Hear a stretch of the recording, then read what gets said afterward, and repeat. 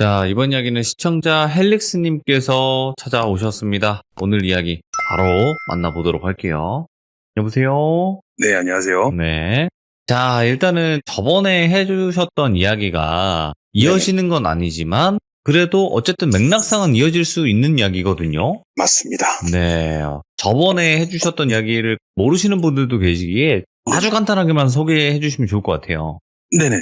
저랑 같이 일했던, 저 포함해서 7명이 있는데 같이 일을 하셨던 분의 이야기고요. 근데 네. 그분은 지금은 자꾸 하신 지 좀 되셨습니다. 살아생전에 저한테 이 얘기를 해주셨고, 그분과 인연이 있었던 목사님과의 관련된 일이 네. 저번 일이었고요. 그리고 이번에 이야기할 이야기는 편의상 돌비 형님이라고 했던 그분의 어렸을 적과 학창시절과 저랑 만나기 바로 직전의 이야기가 오늘의 시참 내용입니다. 그렇죠, 그렇죠. 첫 번째 편은 이미 유튜브에 올라와 있으니까 꼭 보시기 바랄게요. 손금 뺏는 이야기니까 손금 뺏기 검색하시면 나올 겁니다. 그거를 먼저 들으시고 이 이야기를 들으시는 게 더 좋을 것 같다라고 말씀드릴 것 같네요. 자, 네, 그러면 맞습니다. 바로 출발을 해보도록 할게요. 렛츠가! 기리십니다. 헬릭스입니다!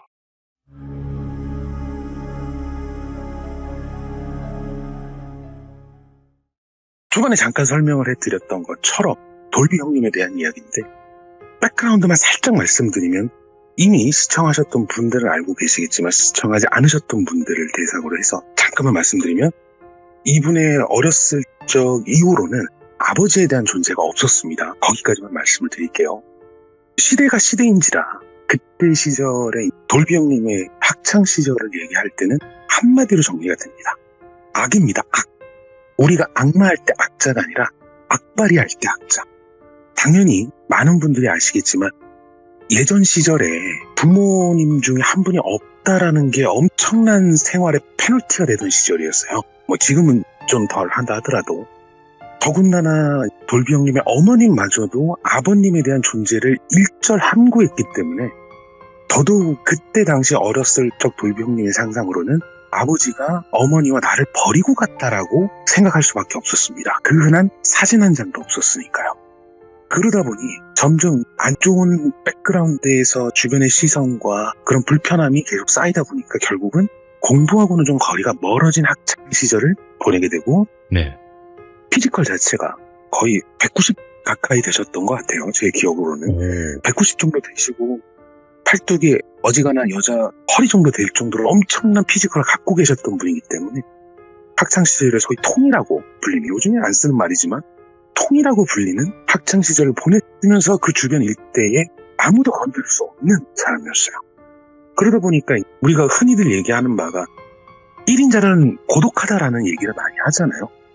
본인이 그런 식으로 계속 쭉 가다가 보다 보니 그 돌비 형님의 가정사나 이런 거는 공공연한 비밀이었답니다. 아버지가 안 계시고 주먹을 잘 쓰고 공부하는 담을 쌓고 좀 불량스럽게 놀았다는 그런 백그라운드가 있는데, 그분은 피지컬 자체도 그렇고 생긴 것도 그렇고 그때 당시에는 그러면 안 됐지만 뭐 지금도 당연히 안 됩니다. 음주와 흡연을 편하게 할 수 있었던 분이었대요. 그래서 친구들과 같이 한잔하고 번화가를 걷고 있는데 어떠한 주택이 어깨빵을 때렸답니다. 툭 쳤는데 죄송합니다 하고 갔는데, 야, 나 혹시 걔 아니가? 라고 하더래요. 예. 본인은 이미 공공연한 공인이 된 거잖아요. 뒤쪽이지만 어둠의 색이지만 공인이 됐으니까 나를 알아보는구나 하고 죄송합니다 갔는데, 야, 이 애비도 없는 걔 아니야? 뭐 이런 식으로 얘기를 하더래요. 거기에 순간 했는데 안 된다, 그냥 가자. 예. 너무 화가 나서 그냥 가려고 했다고 하는데 여기에 뚜껑 열립니다. 이 어디서 또 아래를 쳐틀고 있어, 저리 안 끄지라, 이런 식으로 얘기를 했대요. 이제 경상도 사투리인데 이게 어디서 뭐 삐딱하게 삐대고 있냐 뭐 이런 의미인데, 그 말 한마디에 뚜껑이 딱 열려서 본인의 가슴 속에 쌓였던 우울분이 한 번에 터졌나 봐요. 구타를 했습니다. 근데 말 그대로 구타예요. 싸움이 아니에요. 일방적으로 때렸답니다. 특히 눈빛이 너무 마음에 안 들었대요. 그래서 안면부를 집중적으로, 눈 주변을 집중적으로 했는데, 아시겠지만 눈 주변에 조금이라도 맞으면 눈이 붓고 막 피가 터지고 하다 보니까 돌이킬 수 없는 상황까지 와버린 거죠. 근데 동네가 그렇게 크지도 않았고 시골이다 크지도 않고 그리고 또 그분이 전직 그때 당시 나이가 한 40대 정도 됐다고 했는데 예. 한때 생활을 하셨던 분이래요. 그래서 그 일대에서 어느 정도는 영향력이 있는 사람이었는데 말 그대로 수배가 떨어진 거예요. 근데 뭐 이미 결과는 말 안 해도 나오죠. 이미 공공연한 공인이 돼버렸고 학교 어디 다니지 이런 건 다 소문이 나 있는 상태니까 결국 어머님한테 돈을 받아서 다른 지역으로 일종의 잠수를 탑니다. 근데 이미 그때 당시 키가 180 정도 됐었고 돈도 좀 있고 다른 지역으로 가니까 할 게 없는 거예요. 그래서 여인숙에서 방을 잡아놓고 일종의 코스프레를 합니다. 시골에 있는 가족을 먹여 살리기 위해서 장남인 내가 대도시에 일을 하려고 왔다 라고 코스프레를 하게 돼요.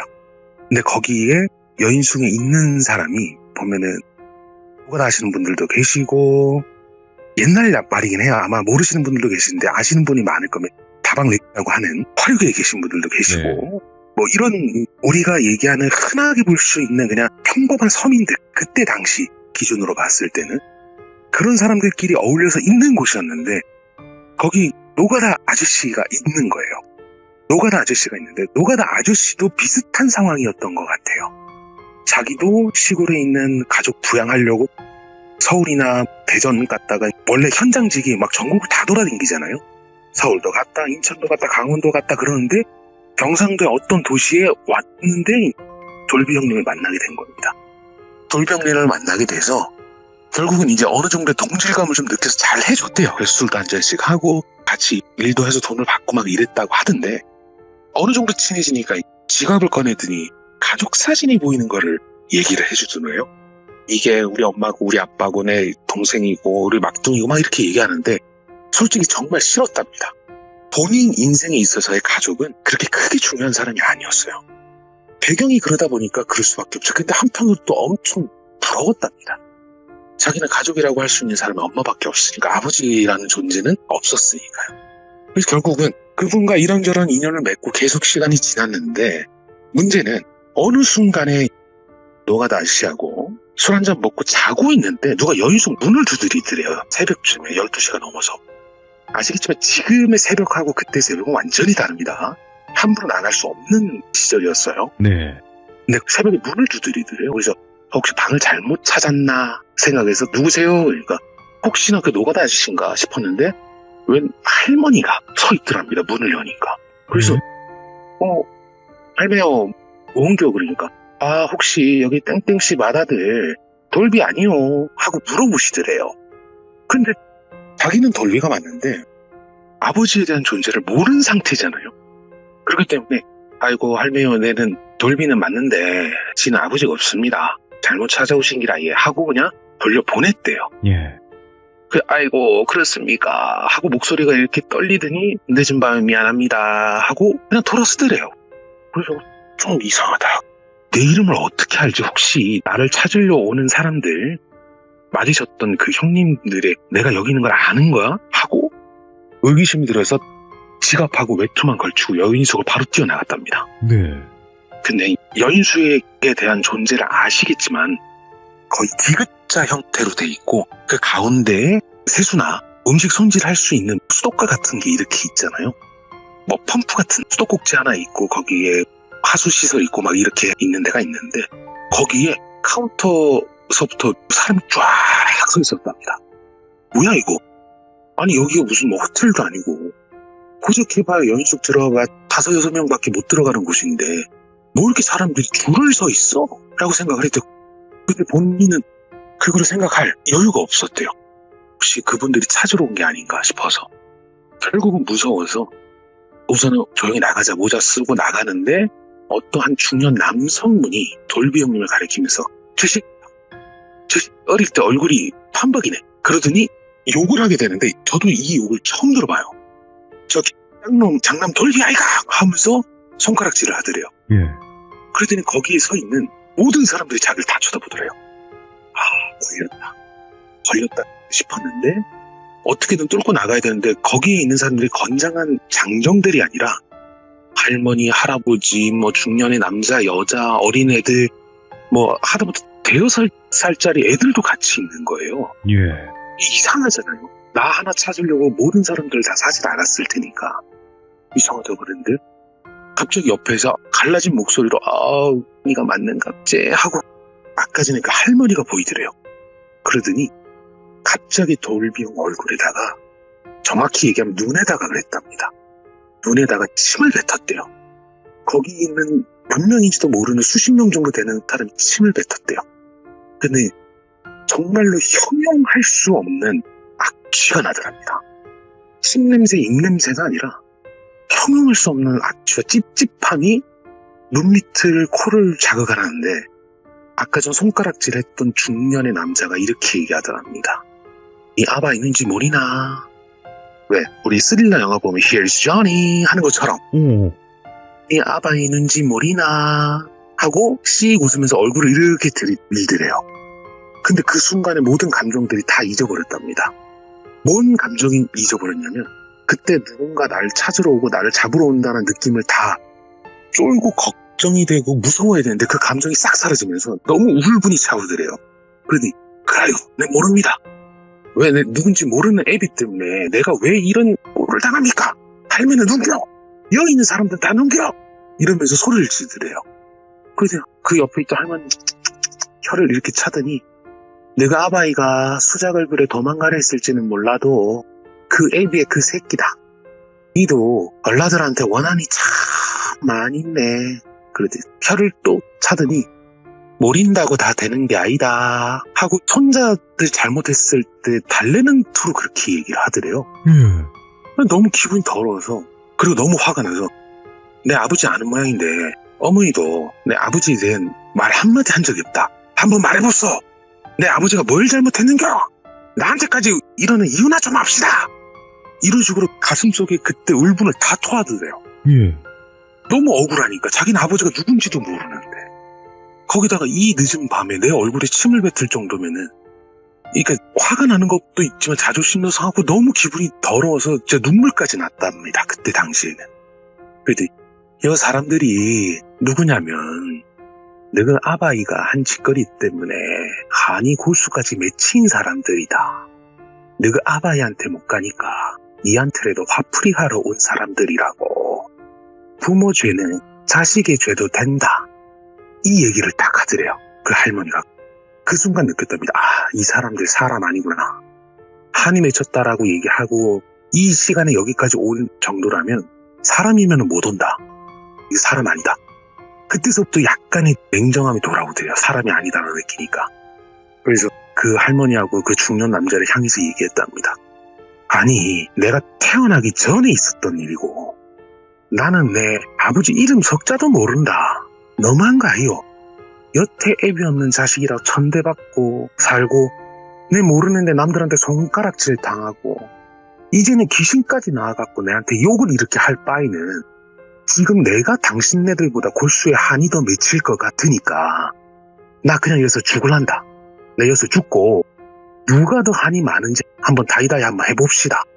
내 죽으면은 여기 있는 사람들 살아있는 가족들하고 자석 새끼들까지 내 한 다 풀릴 때까지 다 찌기 불 겁니다 하고 소리를 질렀대요. 그 말이 너무 자존심이 상했었나 봐요. 아버지 없는 자식이라고 하고 손가락질을 했던 게 결국은 본인이 원해서 한 것도 잘못해서 한 것도 아니잖아요. 네. 자기가 잘못한 거는 뭐 애들 때리고 뭐 술 먹고 담배 피우고 뭐 이런 거는 잘못했지만 내 잘못이 아닌데도 왜 나한테 그러는지 모르겠단 말을 계속했답니다. 네. 그러더니 처음 손가락질했던 그 중년 남성이 이렇게 돌병한테 나지막하게 얘기했답니다. 니도 맺힌 게 많은 듯한데 니도 옳게 살기는 힘들겠다. 니 애비 생각하면 뼈 조각도 갈아 마셔도 시원찮은데 니 애비 업 때문에 니 인생도 많이 바뀐 것 같네 하더니 쓱 사라지더래요. 연기처럼 사라지더래요. 그리고 정신을 차리고 보니까 여인숙 마당에 혼자 서 있고 그렇게 소리를 질러대서 그런지 모르겠는데 주변에 있는 사람들이 다 일어나서 미친놈 아니야? 왜 혼자서 소리를 질러? 라고 하면서 쳐다보고 있었대요. 이건 아닌 것 같다. 그래서 결국은 날이 뜨자마자 바로 집으로 복귀했답니다. 그리고 이 얘기를 어머니한테 전달을 하니까 아무 말 없이 그냥 식사 준비만 하셨대요. 밥 먹으라 하고. 그 순간까지도 아마 감추셨던 것 같다라고 돌비 형님께서는 말씀하셨는데, 결국은 본인이 맺은 거를 본인이 풀어야 되겠다라는 생각에 자기가 처음에 때렸던 그분에게 가서 무릎 꿇고 용서 빌고 수렵이 주면서 용서해달라고 얘기하고, 속된 말로 죽기 전까지 맞았답니다. 정말로 많이 맞았대요. 다행히 여러 명이서 한 건 아니고 그 당사자한테 정말로 심하게 맞았다고 하면서 결국은 잘 해결됐다라고 얘기를 하더라고요. 이 일이 있으니까 내가 정신을 좀 차려야 되겠다 라는 생각에 통의 자리를 물려주고 공부를 하기 시작합니다. 뭐 이제 극적으로 드라마나 영화처럼 서울대를 가거나 뭐 그런 건 아니지만, 고등학교 졸업이라 똑바로 하고 사람답게 살아보자 하면서 전문대학교를 들어가게 되고, 그러면서 이제 전공을 했던 게 경영, 뭐 판매, 영업, 경영 쪽을 공부를 하게 된 거예요. 그렇게 해서 쭉 살아오면서 이제 시간은 훨씬 더 지나서 30대 후반쯤에 들어오게 됩니다. 저와 만나기 거의 직전에 있었던 일이에요. 그리고 저도 이 이야기를 알고 있고 좀 이상하다라고 느꼈지만, 그분이 이제 술자리에서 얘기해 준 건 이런 얘기였습니다. 잘 아시겠지만 제가 몇 번 얘기했다시피 저희가 패션 계열 쪽에서 일을 하고 있어요. 회사도 운영을 하고 있고 하다 보니까 회사 이름으로 정기적으로 기부나 봉사활동을 합니다. 그 대상은 뭐 노인정이라든지 요양병원이라든지 고아원이나 아니면 장애인 시설 위주로 가게 돼요. 어느 날은 장애인 시설로 가서, 저희가 업종 자체가 의류나 뭐 신발이나 가방이나 뭐 이쪽을 진행을 하다 보니까 재고라든지 아니면은 기부용으로 따로 물품을 구매를 하는데, 그 네. 옷이랑 뭐 신발, 가방, 속옷을 전달하고 거기 시설에 개보수를 좀 합니다.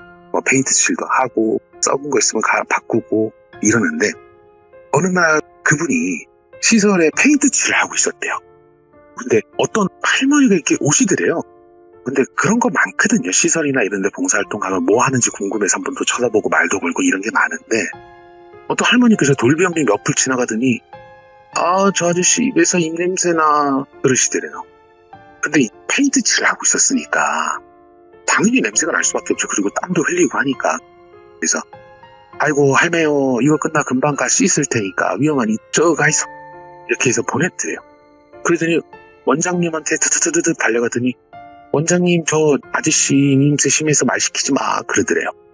그래서 딱 보니까 눈 옆에 좀 큰 점이 있으신 할머니셨대요. 점이라고 보다는 반점 같은 거 있잖아요. 왜 우리 그런 거였나 봐요.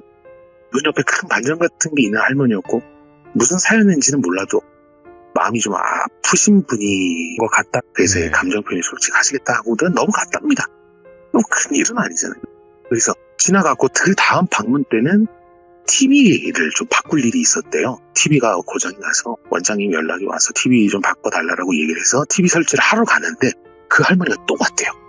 그러더니 와, 입냄새 아저씨 왔다 하면서 천진난만하게 너무 좋아하더래요. 또 오니까. 주위에 또 미소 지으면서 할매 요 있으면 흉하니까 저기 저 내랑 같이 온 그 아가씨랑 까자 먹고 있어요. 뭐 이런 식으로 얘기했대요. 여직원 분들끼리 할머니들하고 같이 막 얘기하고 있었던 그런 타이밍이었다고 합니다. 근데 갑자기 머뭇머뭇 하더니 뭐 할 말이 있는데 타이밍을 못 잡아서 쭈뼛쭈뼛 하는 모습이 있는 거예요. 그래서 할매요 와 그러는겨 그러니까 우리 할머니가 아저씨 어디 사는지 물어보라 했어 이랬더래요. 할머니가 누구야? 같이 시설에 계시는 분인가? 그래 뭐 못할 것도 없지 뭐. 그래서 의구심이 좀 들긴 했는데 어차피 천진난만하신 상태라 집 주소 그냥 쭉 얘기해줬대요. 근데 이게 끝나지 않은 업의 시작이었습니다. 봉사활동을 끝내고 집에 도착을 했는데, 그때 당시 아파트 사셨는데 아파트에 주차 자리가 없는 거예요. 그래서 아파트를 빙빙빙빙빙 돌아서 겨우 구석 자리에 빈자리를 하나 찾았습니다. 그래서 문을 잠그고 집에 가려고 서류 가방 이런 거 꺼내는 순간 싸한 위기감이 들더래요. 근데 이거는 귀신이 뭐 그런 싸한 감정이 아니라 그냥 동물적인 감각이라고 했습니다. 예전 한창 주먹질할 때 그 감각. 그래서 순간 서류 가방을 가슴 쪽에 올리고 뒤로 확 돌아보는데 푹 소리가 나더래요. 뭐야 하고 봤는데 키가 좀 작은 분이 자기를 이렇게 밑에서 올려다보고 있더래요. 손에는 은빛 빨간 물건이 같이 있었고, 다행히 가방으로 막아서 다 들어가진 않았지만 일정 부분 들어간 거예요. 순간 이분도 눈이 뒤집었답니다. 이성보다는 본능이 기억하는 대로 움직였대요. 무지막지한 발도 시작합니다. 와. 완전 곤죽을 만들어놨대요. 정말 진짜로 죽기 직전까지 때렸답니다. 그리고 본인의 차에 집어 던진 다음에 소위 말 센터를 깝니다. 당연히 아무것도 없죠. 그런 거 하려고 오시는 분이 뭐 신분증이나 가지고 다니겠습니까? 당연히 없죠. 결국 파출소에 인계를 해요. 근데 피해자가 아니라 가해자를 조사를 받습니다. 당연히 그 사람은 피가 조금 있지만 상대방은 거의 죽기 직전까지 맞았었고 의식도 거의 없는 상태였고, 그리고 이전에 있었던 기록이 발목을 잡았다고 해요. 그래서 어찌됐든 진행을 하는데 다행히 그분이 다른 사건으로 인해서 수해 중이어서 조용히 잘 끝났는데, 정말 피곤한 일이거든요. 안 했는데 했다라고 하는 거를 반증하는 게 정말 힘든데, 낮에는 시설에서 TV를 걸고 막 이러고, 밤에는 찔리고 죽다 살아나르고 경찰한테 시달리고 몇 시간을 파출소에서 계속 그렇게 있으니까 결국은 집에 도착해서 파김치가 돼서 쓰러집니다. 그냥 바로 잠들어요. 근데 꿈에 웬 흰 소복을 입은 할머니가 나오더래요. 이 얘기를 하면서 바닥에 침을 탁 뱉으면서 나는 이제 할매들은 싫다. 나는 다 할매들 때문에 일이 터진다. 할매들 싫다. 이러시면서 할매들가 나왔다고 하는 겁니다. 물론 여태까지 나왔던 할머니들 중에 동일인물은 아무도 없습니다. 다 다른 사람이에요. 그러더니 네 가진 거 내가 다 뺏어갈 기다. 네 애비가 했던 것보다 더 지독하게 뺏을 기다. 그러더래요. 그러더니 갑자기 할머니가 자기한테 확 달려들더니 얼굴을 핥히고 얼굴에 막 침을 뱉고 막 난리를 부렸다고 해요. 근데 이미 학창시절에 그런 경험도 있었고 이미 아버지 때문에 자기가 피해봤던 사실이 있어서 아무런 저항도 하지 않았답니다. 그리고 할매요, 혹시 내 아버지 때문에 그럽니까? 그러더니 할머니가 오히려 더 이상한 표정을 짓더래요. 니 그걸 오해하노? 이런 식으로 대답하더래요. 어릴 적 비슷한 일이 있었습니다. 할매요, 내는 내 아버지 얼굴도 모르고 이름도 모릅니다. 애비 없는 자식으로 크다 정신 차려서 일이 사랑굿이라면서 삽니다. 할매요, 내 아버지 때문에 있었던 일이 한이 맺힌 거면 내가 좀 풀어줄 수 있는지는 모르겠는데 한번 얘기를 한번 해보소. 힘닿는 데까지 한번 할 수 있는 만큼 한번 해볼게요. 그러더니 할머니가 갑자기 주저앉더니 서로 눈물을 흘리는데 눈에서 피눈물이 나더래요. 그러더니 막 소리를 엉엉 지르면서 애미애비 잘못 만난 이 인생도 빨리 갔고 몹쓸짓도 당하고 시집도 못 가고 죽지도 못해 사는데 니는 사랑굿이라면서 사니까 내 한이 얼마나 크겠노 이러면서 막 우는 거예요. 근데 무슨 얘기를 하는지 자기는 전혀 모르지 않나요? 아버지가 무슨 일을 했는지 자기는 전혀 모르면서 아이고 그러면 할매요, 내가 그러면 부자는 아닌데 내가 자식들 할머니 자식들 내 돌봐주면 됩니까? 이렇게 얘기하니까 갑자기 고개를 확 들더니 모든 원흉이 내가 애비인데 내 그한테 왜 내 새끼를 맡기노? 내 새끼 건드리면 죽일 기다. 이러면서 또 막 얼굴을 핥히려고 달라들더래요. 그럼 뭐 어찌하면 좋겠습니까?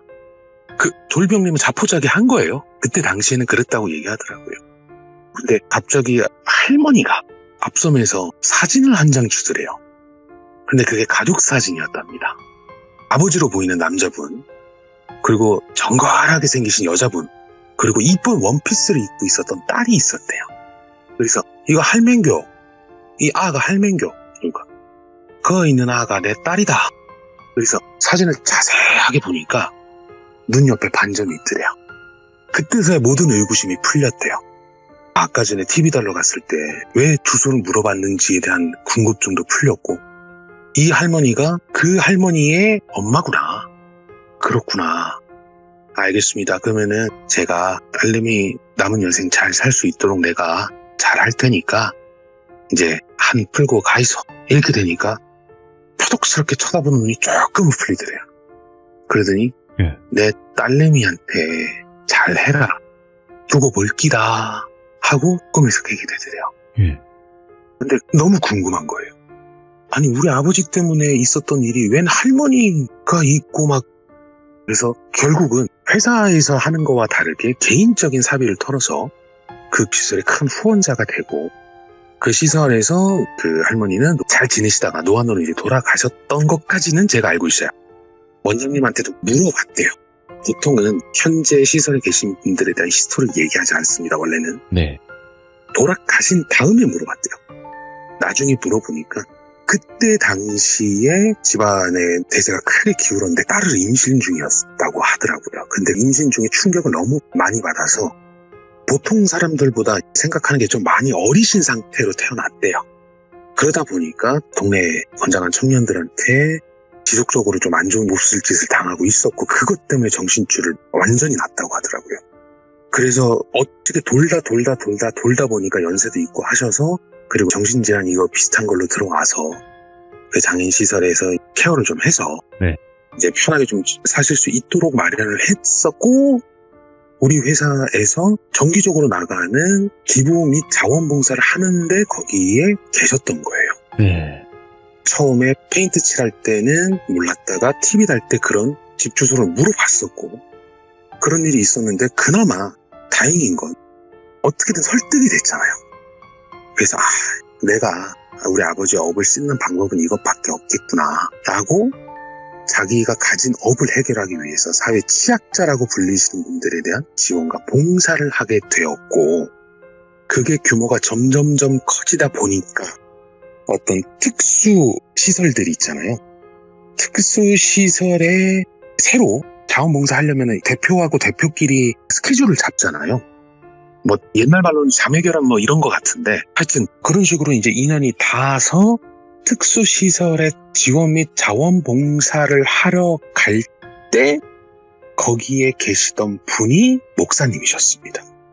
그렇게 돌비 형님과 아버님 지금 생각해도 이상한 거는 지금도 아무리 생각해도 아버지라고 부른 걸 단 한 번도 들은 적이 없었던 것 같아요. 자기 아버지인 목사님과 그 시설에서 처음 만나게 됩니다. 그리고 거기에 제가 있었어요. 업에 대한 이야기는 2부작으로 이미 올라가 있었던 이야기와 이번에 물론 방송으로 얘기하지 못했던 다른 사소한 이야기, 자잘자잘한 이야기가 많긴 한데 본인이 어떻게든 해야 된다라는 걸 느꼈던 결정적인 계기가 이 두 가지 이야기입니다. 학창시절 때 있었던 이야기와 시설에 갔을 때의 그 할머니. 네. 여기까지입니다. 아니 그러면 또 이어지는 게 있지 않아요 또? 그거는 이제 업이라는 타이틀로 얘기하는 것보다도 네. 그땐 저도 있었고 이제 천륜과 인륜에 대해서 말씀을 드릴 거예요. 오, 예. 그게 지금 이제- 가나요? 아니죠. 이 다음 이야기는 완전히 다른 얘기입니다. 아. 등장인물은 똑같지만 목사님이 그러니까 저도 이제 아버님이라고 부르는 것보다 목사님이 좀 더 어울리니까 목사님이 어떻게 자식을 떨쳐내려고 했는지에 대한 이야기가 나올 거예요. 그래서 우리가 흔히 얘기하는 건 인륜은 끊어도 천륜은 못 끊는다 그러잖아요. 아, 그런 말이 있어요. 예. 그 천륜을 끊기 위해서 어떤 노력을 했는지에 대한 목사님에 대한 내용이 나올 겁니다. 야, 그러면 1편과 2편은 말 그대로 업에 관련된 이야기고 이제 3편 같은 경우는 이어지는 건 아니지만 전혀 다른 네. 인륜과 천륜에 관련된 이야기고. 네네. 아, 완전히 다른 이야기고 여기서는 저도 등장합니다. 오호. 알겠습니다. 일단 어쨌든 첫 번째 해주셨던 그 손금 얘기랑 이어지는 게 이 이야기니까 이렇게 마무리를 짓고 그 다음에 천륜과 인륜 편이 신강계 같네 느낌이 뭔가 좀 그런 느낌이네요. 네네. 그래서 느끼는 바가 저도 좀 많았어요. 저도 처음에 말씀드렸던 이야기가 틀린 건 아니지만 정답도 아니다라고 말씀드렸잖아요. 저도 좋게 살지는 않았던 것 같아요. 다만 앞으로라도 이 이야기를 전해드리고자 하는 살아생전의 돌비 형님의 의지 자체가 나처럼 살지 말라라는 게 포인트였거든요. 그래서 얼만큼 저라는 사람한테 영향을 줬고 그게 처음에는 몰랐어요. 당시 목사님과 돌비 형님이 만났을 당시에 그거를 전혀 몰랐는데 시간이 지나니까 알겠더라. 이렇게 하면 안 되겠구나. 그래서 저를 보셨을 때 그 느낌과는 아마 제가 처음 시참하기 전에 만약에 돌비님께서 저를 보셨다면 저한테 말 못 거셨을걸요. 저도 그렇습니다. 야, 일단은 오늘 헬렉스님께서 이렇게 또 이야기를 들려주셨습니다. 정말 감사드리고 또 다음번에 인륜과 천륜의 이야기 꼭 들려주시길 바라겠습니다. 감사합니다. 네, 바로 방송으로 넘어가겠습니다. 고맙습니다. 네, 감사합니다. 헬릭스님이 마지막에 꼭 항상 네 바로 방송으로 넘어가겠습니다 이렇게 마무리를 하시거든요. 헬릭스님 안에 시그니처가 되지 않았나 이 생각을 합니다. 그리고 오늘 이야기도 업이라는 거, 그리고 첫 번째 이야기 손금 뺏기, 그 다음에 이 이야기가 하나의 업으로 이야기가 진행이 되거든요. 그러니까 첫 번째 이야기는 이미 올라와 있으니까 꼭 들어보셔야 이 이야기가 어느 정도 이어집니다. 이게 전혀 다른 이야기는 아니에요. 이어집니다. 충분히. 그러니까 꼭 들어주시길 바라고 여러분들도 항상 행복하시길 바라겠습니다. 시청해주신 모든 분들 고맙습니다. 감사합니다.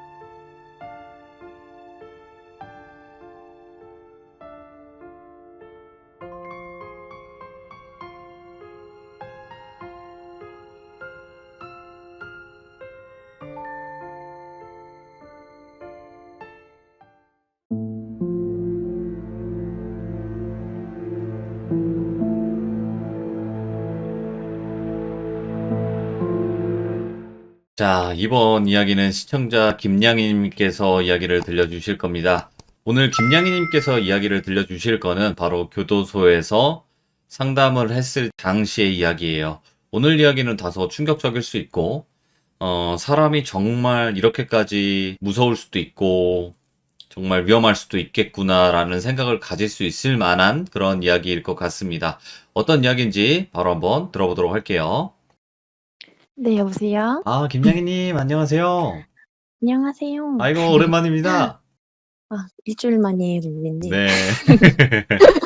자, 오늘 김양희님께서 또 찾아와 주셨고, 오늘 이야기는 다소 좀 듣기 힘든, 좀 폐쇄적인 공간이죠, 많이. 네, 교도소입니다. 그쵸. 이게 제가 많이 돌린다고 돌렸는데 저도 떨려요. 일단은 그래도 어쨌든 무서운 이야기이기도 하고, 이런 게 실제로 있었던 일들이잖아요. 제 입장에서는 그렇죠. 네네. 그렇다 보니까 어떤 이야기인지 바로 한번 들어보면서 일단은 어떻게 그곳에 가게 되었고 상담을 일반 분인 김양희님께서 하게 됐는지도 이야기해 주시면 좋을 것 같습니다. 네, 알겠습니다. 렛츠 고! 길이십니다. 렛츠 기릿!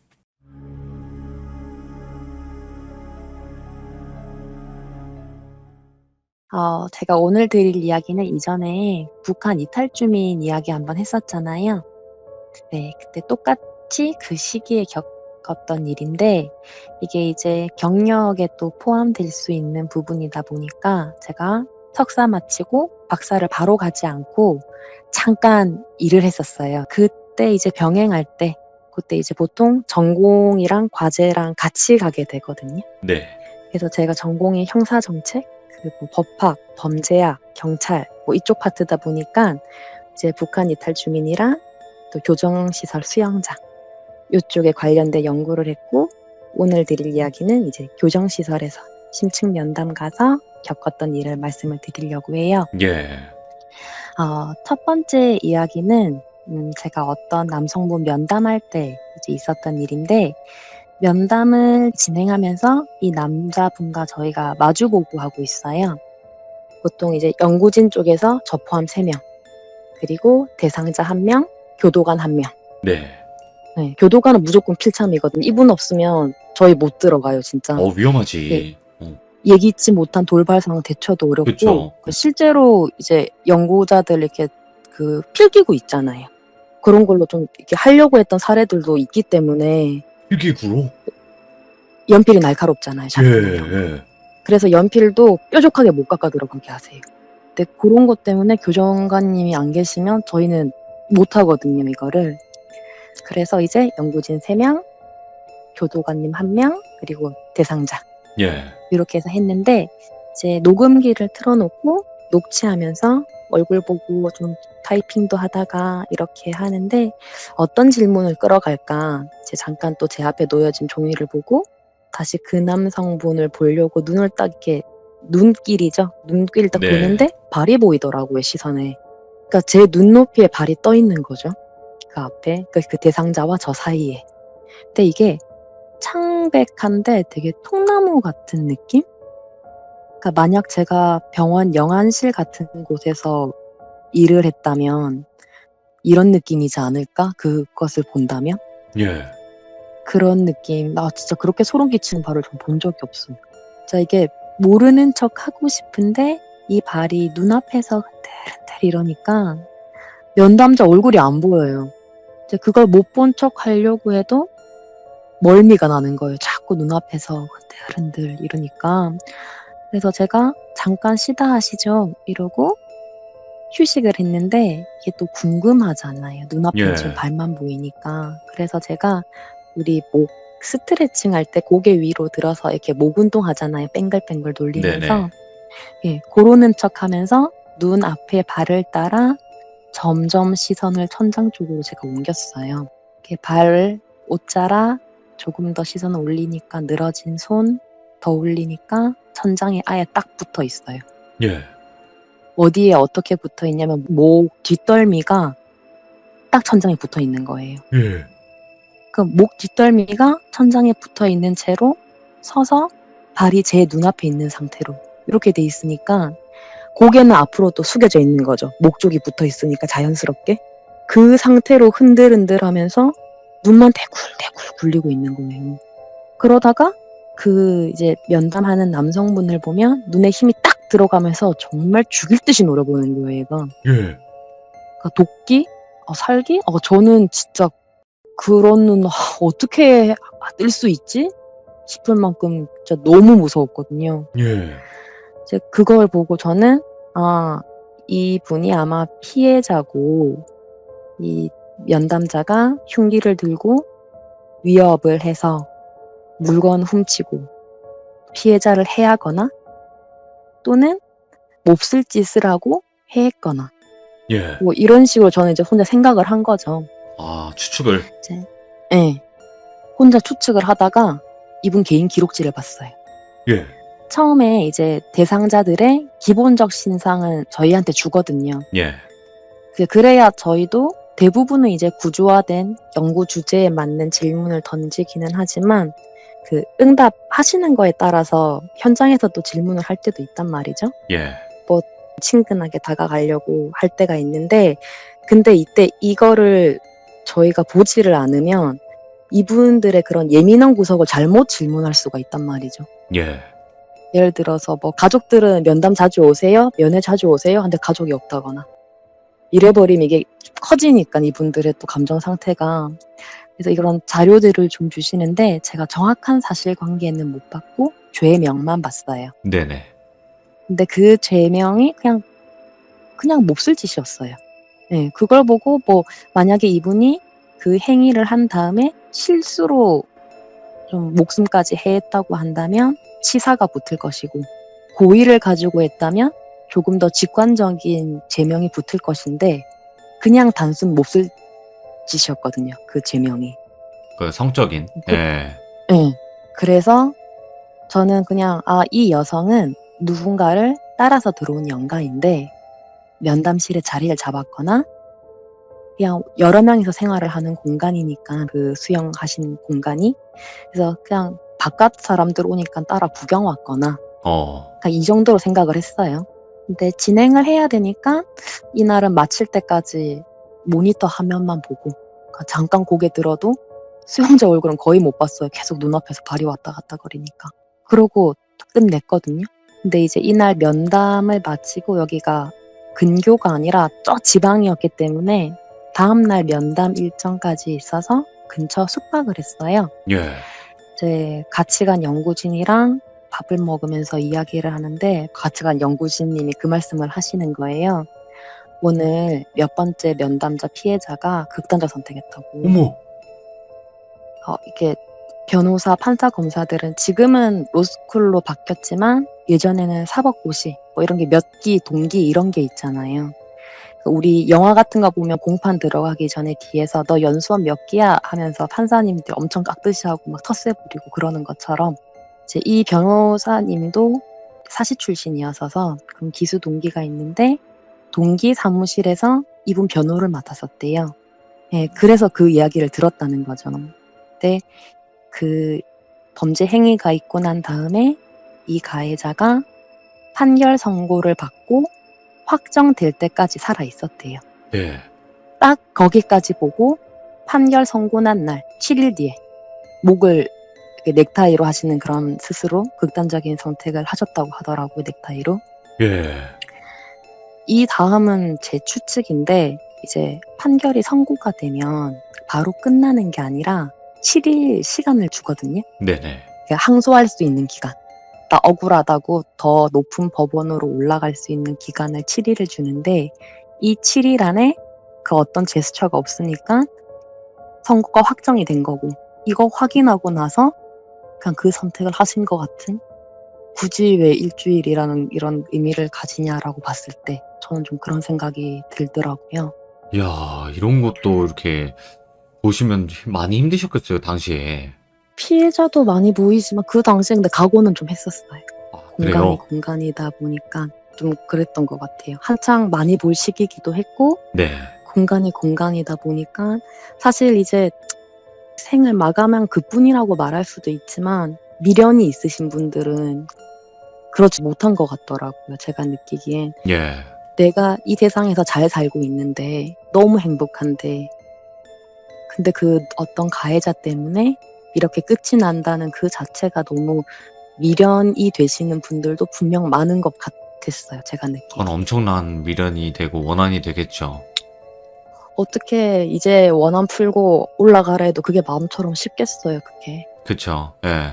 그러다 보니까 그 지방령처럼 그냥 계속 계시는 분 제가 얘기를 조금만 해서 그렇지 어떤 곳을 한 일주일 동안 매일 가면 한 모서리에 계속 계신 분도 있어요. 모서리에만? 네. 근데 누굴 따라다니는 것도 아니고 그냥 어떻게 들어오셨는지 잘 모르지만 일주일 내내 봤어요. 그분 한 자리에서. 근데 하필이면 이제 입구 쪽이 돼 가지고 화장실도 못 가고 저 진짜 그랬었거든요. 아이고야. 좀 두 번째 이야기는 네네. 이제 여성 수용자에 대한 이야기를 드릴 거예요. 그 여성분들이만 이제 구금이 되는 그 곳. 네. 예. 교도소가 따로 있죠, 이분들은. 근데 이게 분위기가 대상자마다 천차만별이에요. 네네. 진짜 묻는 말에만 대답해서 대화 절대 안 이어지는 경우도 있고 정말 죽어라 억울하다고 막 자기 얘기만 하시는 분들도 있고 아. 그러다가 이제 확 난동 풀린 분도 있고 이러시거든요. 예. 진짜 목숨 걸고 갑니다, 저희는. 뭐라고 난동을 펴요? 뭐 어떤 것 때문에? 자기 좀 내보내달라고 하세요, 그분. 너무 억울하다. 나는 이래서 그런 게 아니고 무슨 누명을 쓰고 이러면 저희 관할 바뀌다. 그런 역량이 저희에게 없습니다, 선생님. 이러면 확 막 다 집어 던지고 그냥 어이구야. 의자 막 집어 던지고 그냥 그래서 그분 그냥 내보냈었어요. 예, 교수님. 예. 그래서 다음 분 이런 식으로 하시는데 근데 이 여자분은 오히려 저희한테 친근하게 하시고 엄청 살갑고 막 저희한테 질문도 하고 막 그러시더라고요. 예. 저한테 어머 애기 같다. 피부가 어쩜 그래요? 결혼했어요? 연구원님 20대예요? 자꾸 이런 질문을 해요 저한테. 그래서 보통 저는 옆에서 보조하는 다른 총괄 연구원님 계시고 이분이 진행을 하시고 저는 옆에서 쩌리처럼 있는데 이분이 속이 안 좋으시다고 하셔서 그냥 옆에 앉아서 이분이 저를 도와주시고 평소에 그런 하던 패턴이 있으니까 네. 그걸 토대로 이제 제가 진행을 했거든요. 이제 꼬박꼬박 이제 묻는 말에 대답해 드리면서 하고 있는데 이 여성분이 뭐 대화를 하거나 아니면 우리가 말을 하다 보면 제스처를 하잖아요. 여성분들 이제 머리를 쓸어 넘긴다거나 너무 재밌어서 박수를 친다거나 뭐 이런 걸 하는데 그런 행동을 할 때마다 뭐가 툭툭 자꾸 몸에서 뭐가 떨어져요. 뭐야? 예. 그러니까 머리 한번 쓸어 넘기면 저 멀리 덩어리 같은 게 툭 웃다가 박수 한번 치면 뭐가 또 툭. 근데 이게 시간이 지나니까 자기들끼리 막 뭉치더라고요. 예. 계속 보고 있으니까 이게 막 꼬물꼬물 기어요. 근데 이게 합쳐지고 보니까 애기 같아요. 그러니까 온전한 아기 모습은 아닌데 얼굴이 막 몸이랑 녹아가지고 짓무르고 우리 상처 같은 것 떼면 짓물 나잖아요. 네. 그런 것처럼 온몸이 그래요. 막 고름도 있고 얼굴도 안 보여. 아니면 반만 보이거나 눈 하나에 그냥 막 녹아내려 있거나 근데 이게 뭉치다 보니까 한 명이 아니라 여러 명이에요. 제가 보기에는. 대략 몇 명 정도로 보였어요? 제가 막 다 세지는 못했는데 한 7, 8? 예. 근데 얘들이 다 꼬물꼬물꼬물 기어서 책상을 타고 올라와서 의자를 타고 올라와서 여성분의 쑥 흡수돼요. 예. 근데 이게 너무 그로테스크하잖아요, 지금 이게. 그렇죠. 근데 이 와중에도 애들이 막 흡수되는 그 과정에도 또 뭐가 덩어리가 뚝뚝 떨어져요. 그러니까 예. 이게 연속 도미노처럼 7, 8이라 말할 수 없는 게 계속 그러고 있는 거예요. 반복적으로. 네. 그러니까 예. 흡수되면 흡수되는 대로 또 움직이면 또 덩어리는 툭 떨어지고. 제가 이 일을 하는 동안 생긴 버릇 중에 한 개가 평소엔 너무 많은 분을 만나니까 자세히는 안 보는데 이렇게 뭐가 눈에 딱 걸린 날에는 죄명을 좀 자세히 봐요. 일부러라도 네. 만나. 왠지 딱 연결이 있을 것 같으니까 고민을 해보는 거죠. 왜 있는 건지. 근데 이 여성분도 그래서 제가 봤는데 어린아이를 때려서 결국에는 좀 죽이고 그냥 이쪽 분야의 범죄시더라고요. 네네. 근데 그렇기는 한데 아니 아무리 그렇다 할지언정 너무 기괴하고 너무 많은 거예요. 제가 보기에는. 그렇기에는, 예. 네. 뭐 물론 좀 원한이 많다 보면 그런 모습으로 할 수도 있겠지만 그래도 직관적으로 너무 많았던 거죠. 그리고 이 와중에 너무 소름이었던 게 이분이 저한테 막 질문하고 잡담하고 하실 때 저보고 피부가 진짜 좋네, 아기 같다 하시면서 자기가 살아보니까 아기 좋아하는 사람들이 피부가 그렇게 좋다고 자기도 아기를 너무 좋아한대요. 아, 미쳤다. 자기가 나이가 몇 살인데 내가 그 나이로 보이냐고 예. 이게 다 애기들 먹어서 그래 이러시는 거예요. 우와. 아니 지금 이게 죄명이 있는데 할 소리가 아닌 것 같단 말이죠. 예. 너무 당황했어요. 제가 진짜 심하게. 막 아기랑 피부랑 어쩌고 하는 것도 이상하고 아이와 관련된 제명이 있으신 분이 나한테 아기 같다 어쩌다 하는 것도 기분 되게 이상하고 예. 그 와중에 뭘 먹었다고? 이게 완전 멘붕이 온 거예요, 제가. 미쳤네. 근데 그러면서 하시는 말이 내가 애를 한 개만 먹은 게 아니다? 연구원님, 내가 어떻게 먹었는 줄 알아요? 미혼모들은 아기 흔적이 없거든. 걔네들한테는 아기들이 짐이거든? 걔들한테 받아오면 돼. 걔네한테 애 사면 아무 문제 없다? 이러시는 거예요. 우와, 이거, 와. 그러니까 어떻게 반응해야 될지 모르겠더라고요, 제가. 예. 그래서 그래요? 그랬더니 이분이 더 신나서 막 얘기를 하는 거예요. 얘네를 어떻게 먹으면 좋냐면 푹 고아서 뭐 이런 식으로 얘기를 해요. 제가 뒤에는 말씀 안 드리고. 예. 그래서 진짜 벙 쪄가지고 제가 이러고 있었거든요. 그걸 듣던 교정관님이 쓸데없는 소리 하지 말고 묻는 말에만 성실히 답하고 가라고 이러는 거예요. 그분한테. 화내면서. 예. 제어를 해주신 거죠. 이걸 마무리하고 나오는데 교정관님이 너 너무 신경 쓰지 말어라. 저번 재판 받을 때부터 계속 저랬다. 네. 옛날부터 처음 심신미약 있어서 하는 소리다. 그러시더라고요. 그래서 네 하고 차를 타고 조금 나왔는데 우리 속 안 좋다던 총괄님이 하시는 말이 저번 보니까 괜히 생각나서 속이 안 좋아. 이러시는 거예요. 예. 그러면서 야, 아까 그분 너보고 한 말, 그거 놀리려고 한 말 아니다? 아닐 수 있어. 이러시더라고요. 예. 그래서 네? 이러니까 이 총괄 연구원님은 저보다 훨씬 많은 정보를 가지고 계세요. 제가 가지고 있는 게 결과에 대한 정보라면 과정부터 처음 인지, 수사, 개시, 단서 모든 정보를 다 가지고 계시단 말이죠. 예. 근데 이분이 처음 때부터 그랬대요, 저 말을.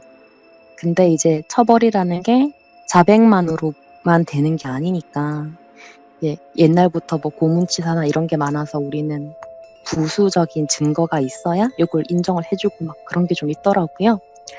그래서 이분도 처음에 말도 안 된다고 생각을 했대요. 네.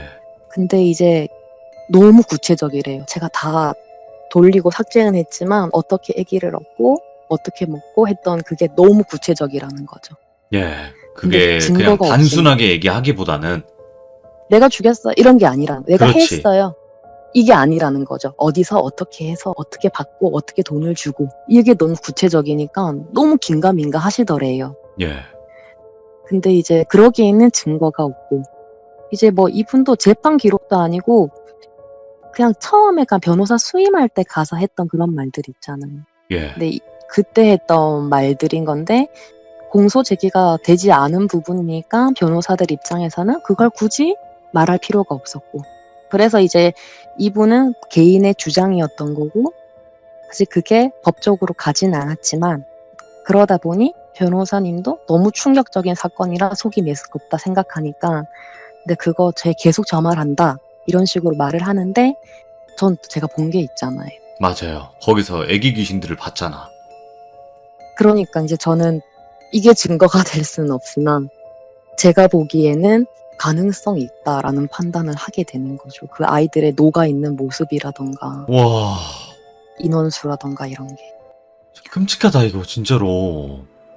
제가 여기서 2년 동안 이걸 나갔지만 이것만한 건 있을까요? 물론 더 없을 것 있기는 같아. 한데. 아, 더 있어요? 있어요. 엄마. 이거 되게 그래도 괜찮지 않을까 싶은 것만 추려왔어요. 오늘 3개 정도만. 그러면 또 다른 건 어떤 건가요? 이번 거는 짧고 무섭지는 않아요. 요거는 그냥 남성분을 면담을 했는데 제가 너무 많은 분을 만나서 정확히는 기억이 나지 않지만 들어온 지 얼마 안 되신 분이었어요. 그 당시에. 네네. 그런데 이 남성분을 면담할 때 단발머리 여자아이가 면담 내내 옆에 앉아서 이게 발을 앞뒤로 막 발장구라고 하죠, 우리. 아, 그렇게 어린 막 아들. 예. 네, 그렇게 앉아 있더라고요. 근데 앉아서 별거 안 해요. 뭐 수영자를 죽어라 쳐다본다거나 뭔가 이상한 행동을 한다거나 그러진 않는데 딱 한 개. 계속 책상 위에다가 손가락으로 뭘 자꾸 그려요. 예. 근데 제가 가만히 그걸 보고 있으면서 뭘 그리고 있는지 이렇게 봤더니 우리 날짜 셀 때 하는 거 있죠. 1시에서 5시 방향으로 줄 이렇게 4개 긋고 11시 방향에서 5시 방향으로 줄 1개 이렇게 가로질러서 그으면 5일 날짜 세고 하는 거. 짝대기 긋는 거. 네. 예. 그걸 계속 하고 있는 거예요. 다른 거 진짜 한 개도 안 해요. 그것만 해요. 그래서 얘가 뭐 하고 있나 하다가 또 제 거 집중하다가 다시 봐도 또 그것만 하고 있어요. 그러다가 이제 면담 마칠 때 이 수영자가 일어나서 나가니까 이 단발머리 여자아이도 같이 일어나더라고요. 근데 일어나면서 제 자리에 있던 그런 서류 뭉치를 얘가 팍 쳐버리더라고요. 예. 후두둑 떨어졌는데 이게 진짜 드라마 같았던 게 제가 이걸 주워서 정리를 해야 하니까 떨어진 서류들을 봤더니 뭐 판결문이랑 뭐 체포 구속 뭐 기각 1차 공판 2차 공판 뭐 그런 내용들이에요. 그래서 이거 숙소 가서 한번 읽어봐야겠다 이러고 챙겨두고 밤에 가서 읽어봤어요. 그래서 뭐 구구절절 뭐라 돼 있길래 뭐 그런가 보다 이러고 있는데 딱 눈에 뜬 게 미결 구금일수 산입이라는 글이었거든요. 예.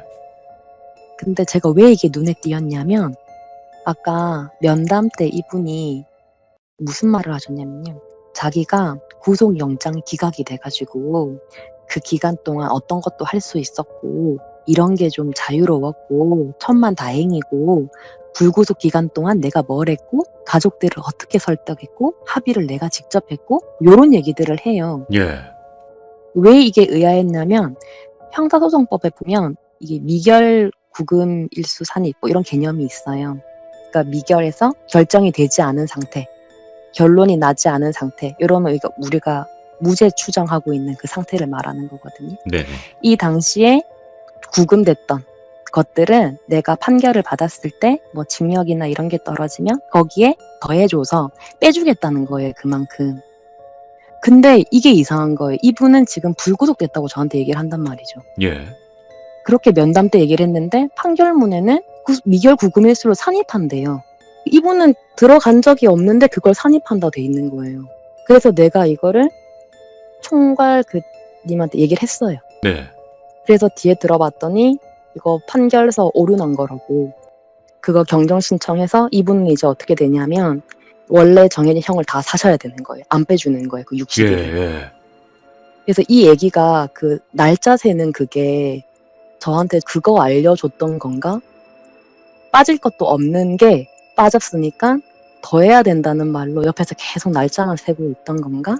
그런 생각을 했던 사건이었죠, 이건. 이야, 그 확실히 김양희님께서는 이런 거를 이제 상담을 하면서 그냥 상담만 하면 그 사람의만 이야기를 듣지만 옆에 귀신이 하는 행동을 보면 유추가 되잖아요.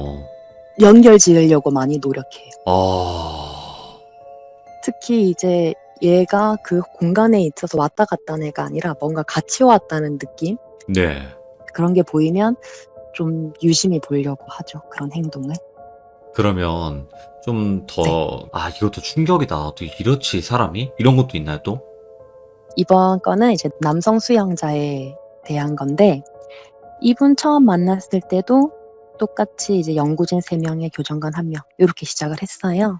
근데 이 경우에는 제가 처음 시작할 때부터 수영자가 들어오실 때부터 눈에 너무 들어와가지고 진행하는 동안 진짜 너무 힘들었거든요. 네네.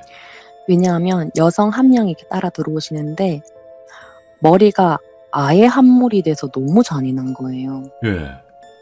근데 죄명 딱 보니까 여성들에 대한 그런 성에 관련된 그런 행동 미수와 사람을 해친 행위 경합 그리고 훼손 뭐 이런 거였어요. 그게 경합범이었어. 뭐 여러 가지 일을 동시에 그 한두 시간에 걸쳐서 자꾸 반항하니까 뭐 더하고 이런 식으로 됐던 사건인 거죠. 그런데 이 여성분이 그 남자 뒤에 계속 서 있는데 저랑 눈이 딱 마주친 거예요. 예. 진짜 이게 계속 쳐다봤으면 안 됐는데 너무 그 형색이 충격적이니까 제가 자꾸 눈이 갔던 게 화근이었죠. 네. 네, 저를 딱 보시더니 갑자기 후다다다닥 하면 제 옆에 탁 오시는 거예요. 반대편에 있었는데 근데 제 귀에 대고 막 뭘 얘기를 해요. 예. 그러니까 처음에는 잘 못 알아들어요. 제가 계속 듣다 보면 들려요.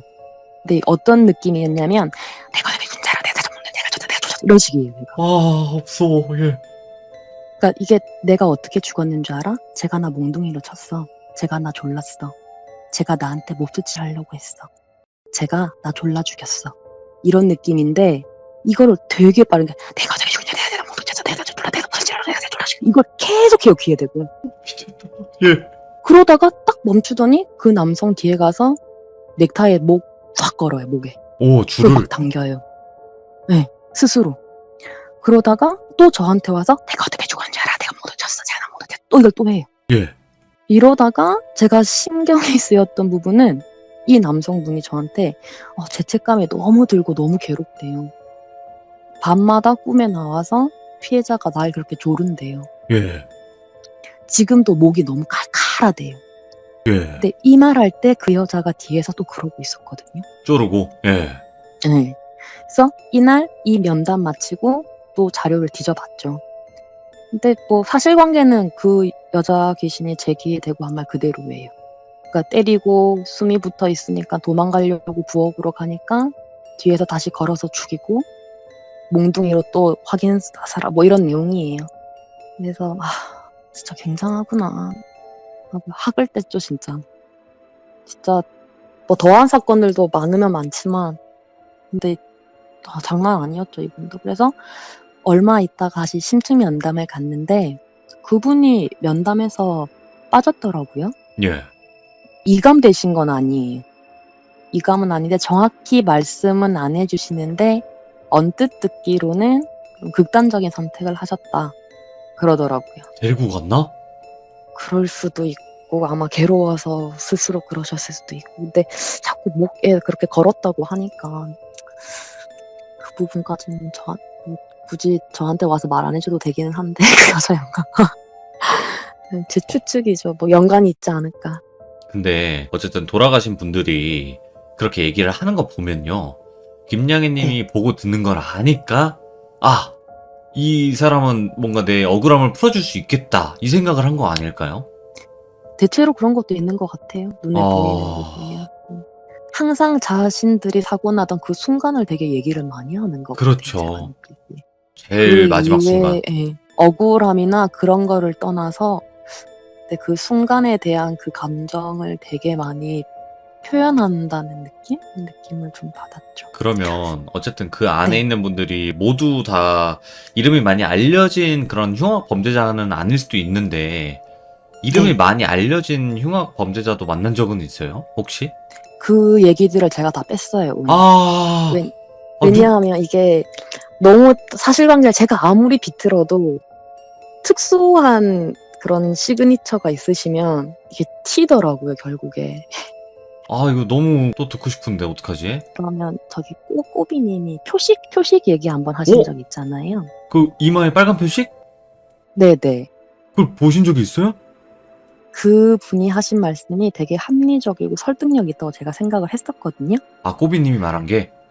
네네. 근데 저는 조금 다르게 생각을 했었어요. 오. 그분이 틀렸다는 게 아니라 저는 그게 낙인이라고 봤거든요. 라벨링. 예. 왜냐하면 저는 이 표식을 일반인들에게서 본 적은 없어요. 네. 물론 제가 전부를 보는 게 아닌 만큼 절대 답이라고 할 수는 없지만 네. 만약 이게 일반인에게 제가 봤다면 잠재적 범죄자로 생각하고 피할 수 있었겠죠. 그렇죠.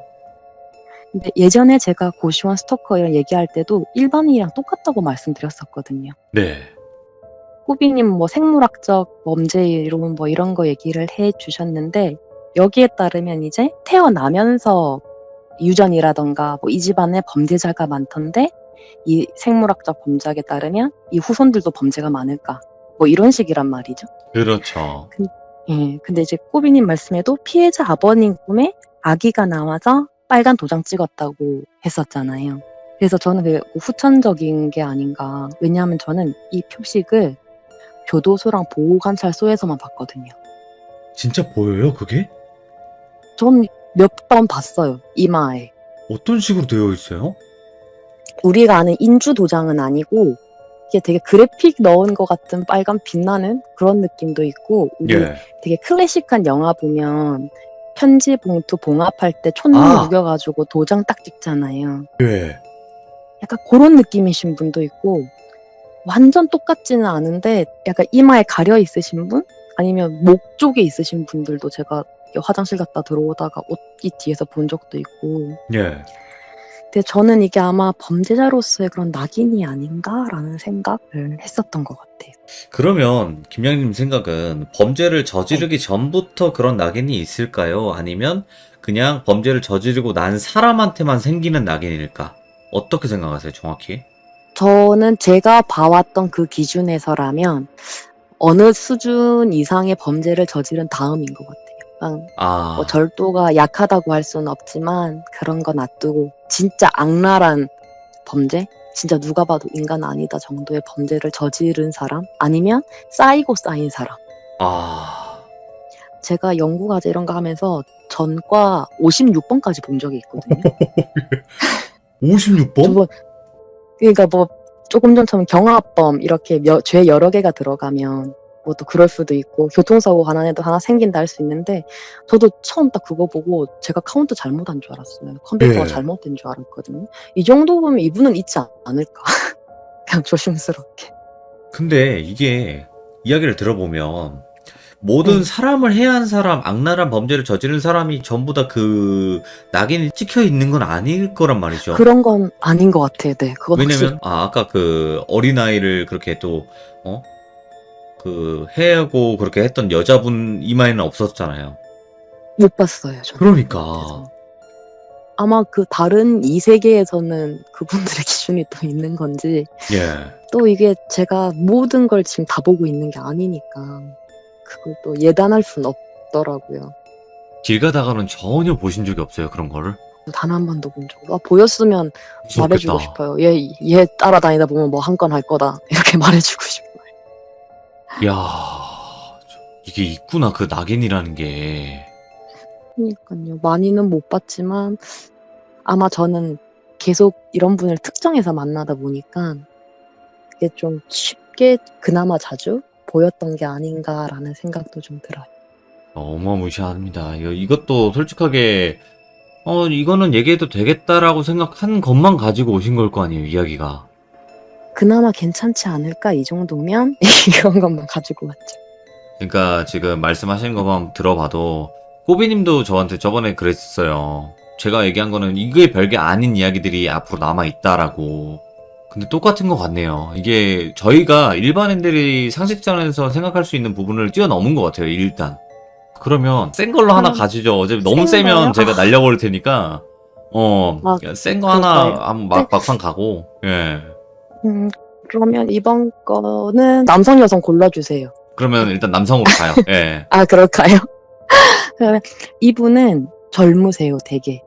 되게 젊으신 분이었는데, 이분은 되게 좀 시작이 임팩트가 강하셨거든요. 예. 처음에 딱 안녕하세요 하고 들어오는데, 어깨에 그 팔 하나가 딱 걸려 있어요. 그 들어와서, 아, 또 저건 또 뭔가, 이렇게 한 거죠, 저는. 아, 얘도 뭐가 이상한 게 있으신 분인가? 이러고 있는데, 앉아서 이제 뭐 필기 작성을 하신단 말이죠. 그래서 고개를 딱 숙이는데, 목덜미에 얼굴 하나. 또 그러고 있는 거예요, 그냥. 예. 그러다가 좀 또 필기하다가 제가 막 타이핑을 하다가 쉬는 시간에 이분 한번 보면 팔이 없고 그 자리에 발 하나. 뭐 요런 식이에요. 그러다가 이제 화장실 가는 길에 뒤에 따라가는데 보면 또 왼발 하나. 뭐가 이게 다 보이진 않은데 신체가 따라다녀요, 이분은. 예. 그래서 저분은 되게 뭔가 뭐 이러고 있다가 제가 너무 이때 놀랬던 게 저희가 이제 바로 음료 같은 걸 사 먹을 수 없으니까 작은 아이스박스 같은데 물을 몇 개 넣어갔었거든요. 근데 이제 쉬는 시간에 거기를 딱 열었는데 제가 그걸 집어 던진 거예요, 그냥. 안에 그 이런 신체들이 들어있는 게 전 보였거든요, 그 저희 거에. 그래서 탁 던져버렸는데 총괄님이 왜 그래? 해서 보니까 그냥 저희 물이었던 거죠. 네, 그래서 이제 이분의 면담을 끝나고 제가 또 찾아보는데 이분은 본인의 삼촌을 13등분 사셨던 분이었어요. 본인 삼촌을요? 네. 왜 이유가 뭘까? 혼내서. 자신을 혼냈다고요? 네, 이제 좀 직업이 없는 상태로 오래 있었는데 학교 후배랑 집에서 술을 먹고 잠이 들었대요. 근데 이 삼촌분이 들어왔는데 얘가 자고 있는 게 한심해 보이셨대요, 삼촌분이. 아, 예. 그래서 이제 발로 막 툭툭 차면서 좀 그렇게 말씀을 하셨나 봐요.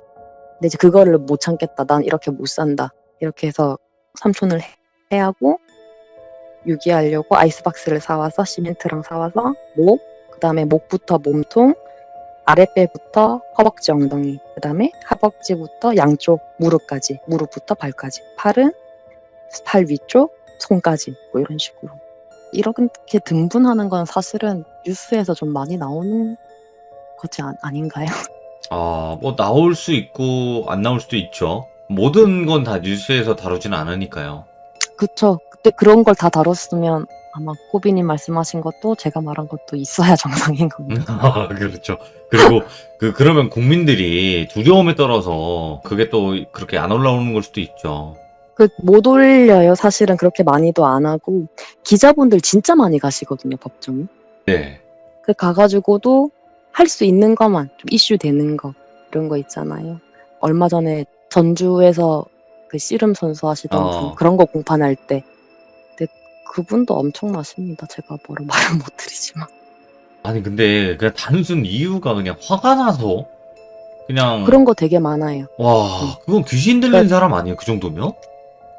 궁금해요, 저도. 그 당시에는 어떻는지 모르겠는데 근데 정말 이거는 우리 귀신을 떠나서 이 범죄만을 놓고 얘기하면 그냥 술 먹다가 외국인이라고 무시한다고 오해해서 죽인다. 이런 것도 있고요. 그냥 지금 죽은 것처럼 이제 내가 외도를 해서 남편을 죽이고 싶은데 그 약초 같은 게 있어요. 부자 달인물 뭐 이런 게 있는데 그거 먹여도 안 죽이고 수면제 먹여도 안 죽여서 3번 3일째 내에는 결국 그냥 졸라 죽이기로 한다. 뭐 이런 식도 있고. 이거는 그분들의 비밀이 아니라 판례 같은 데서 그냥 나오는 거기 때문에 제가 좀 더 편하게 말씀드리는 거. 사람이 이렇게 악해질 수가 있는 건가? 이게 동시대에 사는 사람이 맞나라고 생각이 들 정도네요. 그러니까 딴 세상 같죠, 진짜로. 진짜 다른 세상 같아요, 진짜로. 진짜 면담하다 보면 제가 교정관님 한 번 빠지고 여성 수용자들만 설문 간 적이 있는데 정말 뭐라 해야 되지? 짓궂다 좋게 말하면? 괴롭혀요. 여자 쪽 그쪽 가면? 남자분들은 제가 혼자 남겨진 적이 없는데 여성들 가면 뭐 갖다 달라 했다가 아니에요? 이런 식으로 돌려보내고 그러니까 좀 약간 성적인 질문도 많이 하고 그래서 이제 같이 하시는 분들이 뭐 공식적으로 정해진 건 없는데 갈 때 치마 입고 가지 말라 하시거든요. 예, 예. 뭐 모르는 거니까 그런 건. 그래서 가급적이면 되게 바지 입고 꾸미지도 말고 그러니까 최대한 그냥 꾸미지 않는 상태. 네, 그 관심 없을 모습으로 가라고. 오늘 이야기도 어쨌든 순환을 많이 해주셨다고 생각을 해요, 저는. 근데 솔직하게 아까 그 이제 아이 그렇게 했던 여자 성대모사 하실 때 진짜 무서웠어요, 그때. 그래요? 와, 그때 기억에 남으신 거잖아요, 그런 말투 같은 게. 이거보다 더 하면 더 했어요. 막 끝도 언니 되게 무서웠어요. 그 사람 딱 봤을 때 귀신 들려있거나 그런 건 아니었어요. 맨 사람이었어요, 그냥? 처음에는 그랬는데 이런 말을 하잖아요. 그러면 뭐지? 그냥 처음에 왜 이러지? 혹시 어디 마음이 많이 아프신가? 왜냐면 이때 과제도 약간 그 치료 감호소 가기 전에 약간 정신적으로 이게 있냐 없냐 그런 걸 위주로 좀 같이 가지고 올 때가 돼가지고 그런 분들도 대상으로 했었고 그렇지 않은 분들도 했었고 과거에 그런 병력이 있는 분들도 했었고 이게 연구 대상이 많았었거든요. 근데 이분은 그 범주에 들어가 있던 분이 아닌데 예전에 저희 신림동에 있다 보면 갑자기 어떤 아줌마가 저를 탁 잡으시고는 저 앞머리 잘랐는데 앞머리 어때요? 막 이러시는 분이 있거든요. 이런 분 보면 진짜 귀신 들렸나 싶죠. 아, 그럴 때. 진짜 그런 느낌이었어요. 대화를 하다 보니까 이분도. 그러니까 너무 심하게 밝네요, 일단은. 가능하면 그런 편견 안 가지려고 하는데 부담스러울 정도로 밝으면 그리고 근데 대화 주제가 밝은 선이 아니잖아요. 그냥 그렇지. 밝은 건 괜찮아요. 그거는 뭐 개인 성향이니까요. 근데 주제가 지금 애기 피부니 내가 아기를 좋아한다니 제가 아기 피부라니 뭐 그게 아니었던 거죠 일단. 네. 김양희님, 고생이 많으셨습니다. 네. 어쨌든 더 이야기를 나눠보고, 김양희님도 저랑 이야기 나눠봐서, 비방용이든 뭐든 한번 좀 이야기 나눠봐야겠네요, 이거. 네, 프리하게 풀어드릴게요 카톡으로. 지금 저도 많이 절제가 돼가지고 힘들어요. 그래요. 많은 분들에게 들려드릴 수 있는 이런 공포도 있다라는 걸 들려드리고 싶은 욕심도 있고, 하지만 그게 또 선이라는 게 있으니까, 네. 알겠습니다. 그러니까요. 감사합니다. 네 고맙습니다. 네, 고맙습니다. 네. 와, 그냥 말이 안 나옵니다. 사람이 이렇게 악할 수 있고, 그리고 그런 사람들을 연기할 때 김양희 님도 진짜 얼마나 그게 기억에 남고 했으면 이렇게 리얼하게 연기를 잘 하실까요? 예. 이런 일들이 벌어지고 있다는 게 너무 충격적이기도 하고, 항상 여러분들도 조심하시고, 저는 누군가를 의심한다는 것도 나쁘다고 생각은 안 합니다. 요즘 세상에는요. 그러니까 항상 조심해서 나쁠 거 없으니까 조심하시고 이런 일들도 있다는 거 여러분들 알고 계셨으면 좋겠습니다. 감사합니다. 고맙습니다.